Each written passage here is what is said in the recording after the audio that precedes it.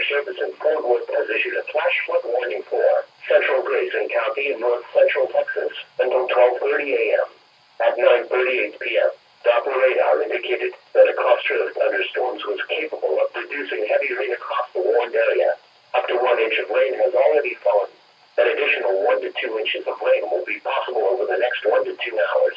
Some locations that will experience flooding include Sherman, Denison, Pottsboro, Norwood, Eisenhower State Park, southeastern Lake Texoma, and South Maine. Be especially cautious at night when it is harder to recognize the dangers of flooding. Turn around, don't drown when encountering flooded roads. Most flood deaths occur in vehicles.